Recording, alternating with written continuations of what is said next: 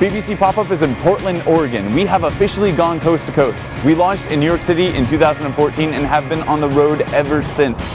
Ben, we were so young and naive back then. What was wrong with us? I know. We've zigzagged 15,000 miles across the country. We've been roaming around for 6 months, going to a new city every 30 days. In each stop we go to, we ask local residents what stories they want us to tell about their hometowns, and then we make documentaries about their suggestions. This is the last leg of our trip, though. And we'll soon be arriving at our next location of Tacoma, Washington.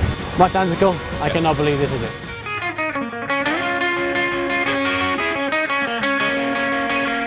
We just got to Tacoma, and Washington appears to be a hilly state, an industrial one, and unlike any other region of the country we've been to so far in this trip.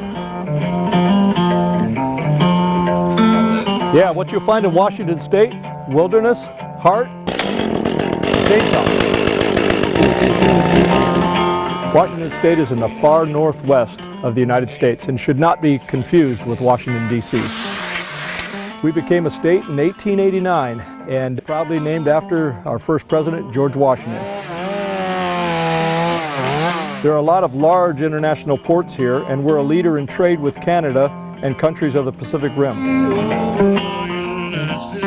I'll be putting the detail, the feathers on it, and there's going to be a nice mom and pop owl right here. There we are. That thing comes to get you. You could be dinner. Our mountains are beautiful. Mount Rainier is the highest peak. Another mountain, Mount St. Helens, erupted in 1980 and is considered the deadliest and most costly volcanic event in U.S. history. Some of America's biggest corporations like Microsoft and Starbucks are headquartered here in northern Washington. And finally, this is a hardy state. Logging is huge here. Thanks for visiting BBC Pop-Up. Now, it's time to find some stories. As always, the way we're going to do that is by speaking to locals in the area and asking them what stories they think we should cover. We're on our way right now to a couple of different places to find some people to speak to. Whoa, whoa. For me, the most important issue in Tacoma would be racial reconciliation. Tacoma's had a long history of very diverse communities coming into Tacoma. How do we come together in a way that is bringing hearts and minds to a single place? Apparently there's a heavy Norse population here, and they really like their lefse. Have you noticed the gentleman down the street sitting on the park bench crying? If you don't have money, you don't count. Tacoma is a wonderful, growing city. It's always kind of run second fiddle to city of Seattle. And our goal is really to revitalize the downtown corridor.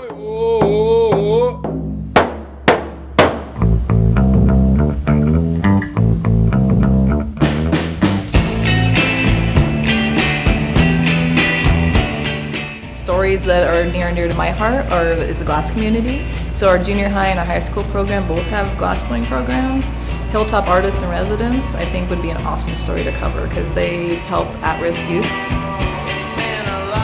Tacoma had a reputation from the hilltop and all the gang violence and whatnot, but it's picking up a lot now. I mean, we're putting a lot more art up in that area too, which is helping the community. Yeah, so Point Defiance Park is one of the coolest places in Tacoma, and it's this huge, wide open park. I think it's like the first or second largest park you can actually hike through.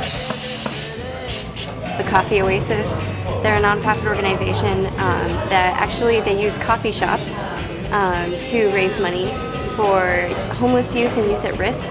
There's a lot of small business owners, and everyone here is kind of has the shop local mentality, like they're not about the big corporations.